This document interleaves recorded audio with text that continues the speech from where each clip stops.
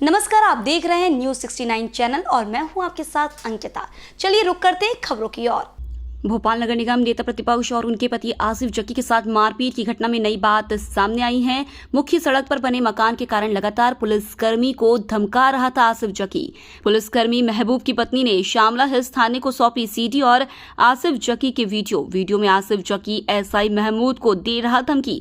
कल रात के विवाद के बाद एसआई के घर पर की गई फायरिंग। सीसीटीवी में 2 बार फायरिंग करता हुआ नजर आ रहा है बदमाश। आसिफ जकी के लोगों ने पुलिसकर्मी के घर पर किया हमला। पुलिसकर्मी की पत्नी का आरोप बीजेपी कार्यकर्ता होने के चलते लगातार धमका रहा था। कांग्रेस का कार्यकारी अध्यक्ष नेता प्रतिपक्ष शबिस्ता जकी ने घर के बाहर लगा बीजेपी का बोर्ड भी निकाल कर फेंका। बीजेपी कार्यकर्ताओं ने पुलिसकर्मी के परिवार के साथ सौंपा श्यामला हिल्स थाने में ज्ञापन। ये हमारे मतलब कम से कम 2-2.5 महीने से ये हमसे वो कर रहे थे ये, क्योंकि हमने जब से ये प्लाट लिया है तब से मेरे मिस्टर को धमका रहे थे। जिस दिन हमारे प्लाट का सौदा हुआ उस रोज़ रात को 1 बजे फ़ोन आता है आसिफ जकी साहब का, कहने मैं आपसे मिलना चाहता हूँ। तो मिस्टर ने बोला मैं दिन में आकर मिलूँगा। जब दिन में गए तो उन्होंने खूब उनको धमकाया और कहने लगे कि जो आपने ये प्लाट लिया है इसको वापस करो और नहीं तो मुझसे अच्छा नहीं होगा।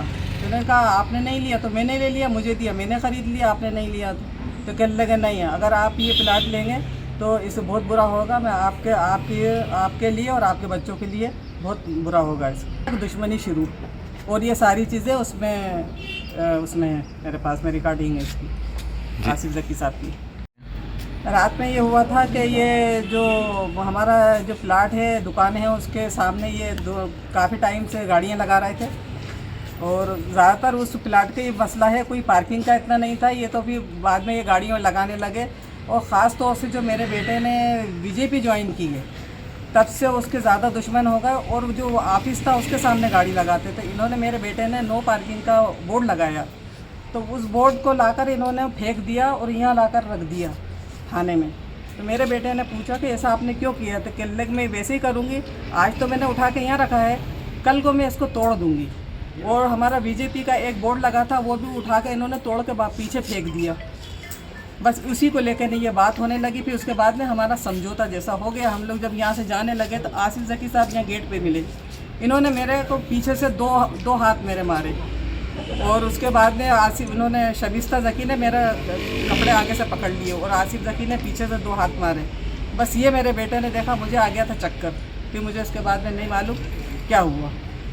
ये था कि जो सीढ़ी दे रखी है हमने ये जो दी है ये कुछ टाइम पहले की है, जिसमें जो हम लोगों का विवाद हुआ था प्रॉपर्टी को लेकर। जब हमने प्रॉपर्टी खरीदी तो इन लोगों ने समझौते के लिए हमें बुलाया था और उसके सबूत इसके अंदर हैं। उन्होंने धमकाया था हम लोगों को और फिर कल जो घटना हुई थी कम से कम 50-60 लोग लेकर आए ये लोग और घर पे तोड़ाफोड़ी करी, जिसमें फायरिंग भी हुई है और उसमें कुछ घर में टूट फूट भी करी है इन लोगों ने।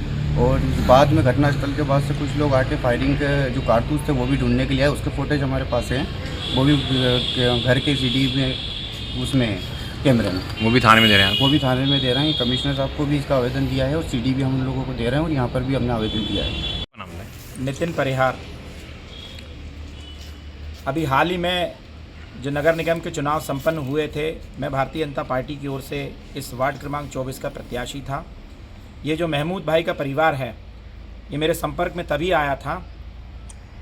इस घटना को जो फेसबुक और सोशल मीडिया के माध्यम से श्रीमान आसिफ जकी जो कांग्रेस के कार्यकारी अध्यक्ष हैं और उनकी पत्नी श्रीमती शबिस्ता जकी जो भोपाल नगर निगम में नेता प्रतिपक्ष की भूमिका में है कांग्रेस की ओर से, ये जो प्रचारित कर रहे हैं कि इनके साथ में जो घटना घटी है, वस्तु स्थिति अगर हम देखें तो जिस प्रॉपर्टी को लेके विवाद हुआ था, आज फरियादी की जो पत्नी है वो मेरे साथ में यहाँ आई हैं। इतनी पीड़ित हैं कि उन्होंने वो सीडी के सारे रिकॉर्ड मुझे उपलब्ध कराए। मैंने उनसे कहा कि आप थाने चलें और मीडिया के सामने भी हमने वो सीडी उपलब्ध कराई है, जिसमें स्वयं आसिफ जकी इनके जो हस्बैंड हैं महमूद जी, उनको वह धमका रहे हैं कि आपने अगर इस प्रॉपर्टी को लिया तो आपके लिए ठीक नहीं होगा। मैं पूछना चाहता हूँ कि आसिफ जकी जी को ये कौन सा अधिकार मिल गया है कि वह अपने आस पड़ोस के लोगों को, और इस रुस्तम खां के अंदर ये पहला केस नहीं है, ऐसे बहुत सारे केस हैं। वो भू माफिया के रूप में यहाँ रह रहे हैं, जिस मकान में वो रह रहे हैं वह भी उनका नहीं है। अगर आप जांच कराएं तो हम आज यहाँ मांग करने आए हैं कि यह जो प्रकरण दर्ज किया है इनके बच्चे पर बलवा का प्रकरण लगा दिया गया, जबकि आप देखेंगे कि दूसरी जो सीडी है उसमें 25 से 50 लोग उनके घर पहुंचते हैं और फायर तक करते हैं। और फायर का एक कारतूस मेरी जानकारी में जो आया है कि श्यामला इसके जो थाना प्रभारी हैं यादव जी, उस कारतूस को उन्होंने सुरक्षा की दृष्टि से अपने पास जांच के लिए रख लिया है। मैं बार बार आग्रह कर रहा हूं मीडिया के माध्यम से कि हमारे जो आला अधिकारी हैं वे इसकी निष्पक्ष जांच करें और जो पीड़ित परिवार है उसको न्याय दिलाएं।